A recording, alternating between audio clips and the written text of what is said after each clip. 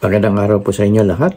Ito po yung lingkod, Freddy Legaspi sa Facebook at sa YouTube naman ay at Filipinos America Blog. Okay?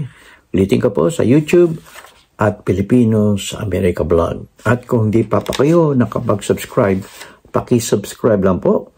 Just press the red button below and it is free and you already subscribed to my channel. At kung pwede po sana mag-comment ho kayo at babasahin ko ang inyong mga komentaryo. Okay? Yan ho ang importante sa lahat. Napakaganda ho ng paksa natin sa araw na ito. At sana meron akong bago ako magsimula ay babasahin ko muna po ang inyong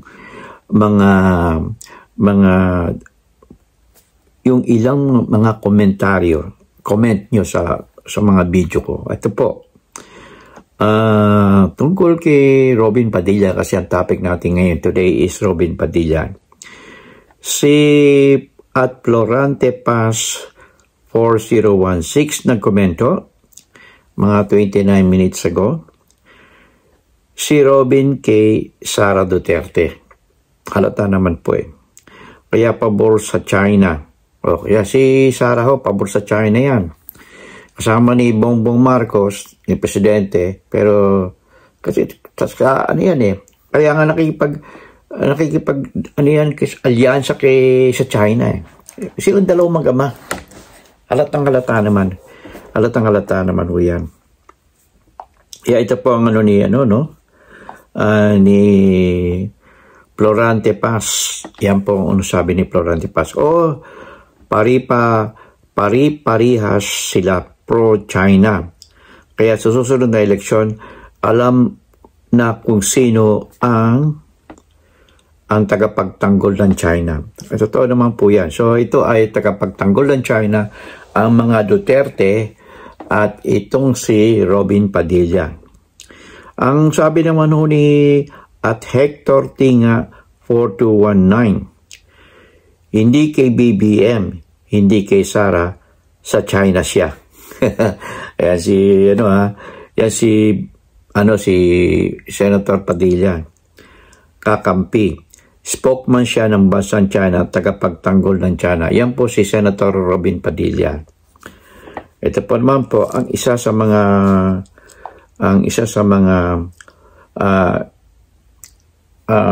comment ni Jeline Quizon 2430. So Robin Mao, hayagang sinabi niya noon na ang boss niya ay si Mao Diggs. Ibig sabihin si Mao Zedong at Digong.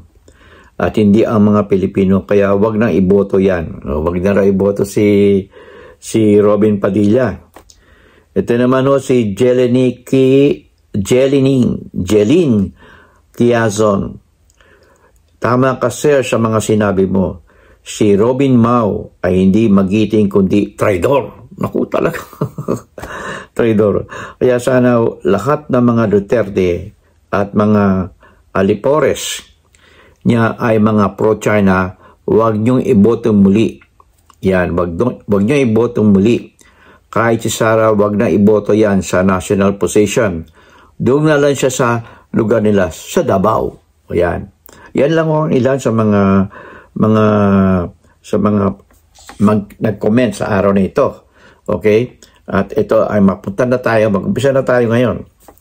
Nagkaharap uli na Secretary Gibo Teodoro at abogado ito at si Robin Padilla, Senator Robin Padilla. Okay? This time hindi medyo kalmante lang si Robin Padilla. Okay? Kasi ang pinangangalagaan ni Secretary of Defense Gibo Teodoro ay ang kapakanan ng mga mangingisdang Pilipino diyan sa West Philippine Sea. Ayan yan ang pinagtatanggol ni Secretary Gibo Teodoro. At together with the AFP. Ngayon, under international law, ang West Philippine Sea o ano tawag ito? Yung Scarborough Shoal ay part ng exclusive economic zone. Although ang China ay nandyan, inaangkin kasi nila. Sabi nila, kanila daw yan since 13th century. Ngayon lang sila nag-claim, pero under international law, exclusive economic zone natin ang Scarborough Shoal o tinatawag na Bajo de Masinloc. Kasi diyan, nung tinanggal nila ang barrier diyan ng Philippine Coast Guard, sinisi diyan tinanggal ng ating Coast Guard. Inaangkin nila. Sabi ng China, sila daw nagtanggal. Pero nasa atin yung mga Angkor Wat na nakuha natin. Paano sila magtanggal? Tayo nagtanggal yan, ang ating Coast Guard. Yan ay may ebidensya tayo at meron tayong video tungkol dyan. Inaangkin, sinabi ng China ay sila daw nagtanggal, pero hindi yon. So, ang ibig sabihin niyan, ang Bajo de Masinloc ay pag-aari natin. Actually, in open ground na yan, open grounds. Ibig sabihin, kahit sino pwedeng manguha ng isda dyan, pwedeng mangisda. Alam ba nyo, nung tinanggal ng Coast Guard, ang dami nakuha ng mga isdang malalaki. Mga yellowfin tuna diyan sa Bajo de Masinloc o binatawag natin Scarborough Shoal. Yan ay part ng exclusive economic zone ng Philippines na inaangkin ng China. Yan. Ito ang ginagawa ng China is pambubuli. At ito ang magandang balita. Nagkaroon ng press conference dito sa Amerika at talagang kinondem ng Amerika ang paglalagay ng floating barrier diyan sa Bajo de Masinloc. At yung ibang bansa ay ganun din, kumakampi sa atin. Hindi ko lang maintindihan kung bakit to si Senator Padilla ay talagang halatang-halata at ibinulgar niya ang kanyang sarili na pro-China siya, samantalang nasa Senado siya.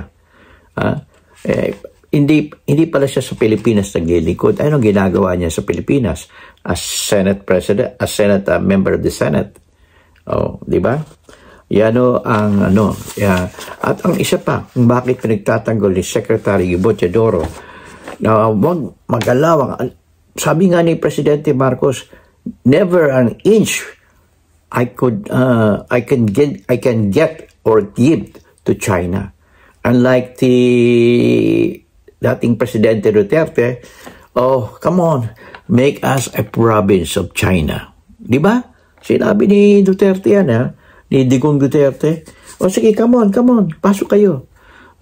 Kunin nyo na kami as province of China. Sinong gustong mag-comment tungkol dyan? Tatatandaan ba nyo? Yan. Yun pinagtanggol ni Secretary Teodoro ang pag-aalis ng floating barrier kasi atin yan At bilang Pilipino, it is our right, it is our duty, sabi ni Gibo Teodoro, to protect our sovereign rights. Di ba tama naman? To protect, and as Filipino, you should also do your part to protect our sovereign rights. Okay? Kaya nga, ang AFP ay magkakaroon ng $230 billion appropriation for 2024 budget para pangalagaan ang ating karagatan diyan sa Pilipinas. Okay? Yan ang topic natin sa araw na ito. At sana ay tuloy-tuloy niyong tangkilikin ang pagtangkilik at pagsuporta sa ating gobyerno para pangalagaan ang ating exclusive economic boundary property. Yan. Yung Sea, Philippine Sea. Kailangan at importante sa lahat, ang Benham rice or Philippine rice nandyan sa may bandang Quezon Province. Gusto rin kunin ng China yan. Kaya kailangan ipakita natin ang lakas ng Pilipinas na hindi nila kayang mabuli ang Pilipinas kasi nandyan ang Amerikano, mga American, and they are really in defense of our country dyan sa Pilipinas. Marami kami rito, 4.2 million. Okay? And more and are growing. Kaya kung gusto niya pumunta rito, mag-aaral kayo ng nursing. Hindi pwede pumunta kung hindi ka qualified unless na merong petition sa iyo. No? Pero madali na ngayon makarating dito. Siyempre sa US Embassy, mahihirapan kayo. Lalo kung nurse kayo, malaki yung chances nyo makarating dito. At ibang mga medical workers. Okay? Ito yung lingkod, Freddy Legaspi. Hanggang sumuli natin pagkikita sa isang napakagandang kabanata natin sinusubaybayan tungkol sa West Philippine Sea at susunod yung Benhan Rice or Philippine rice. Okay? Until then, in God we trust, never hold your peace.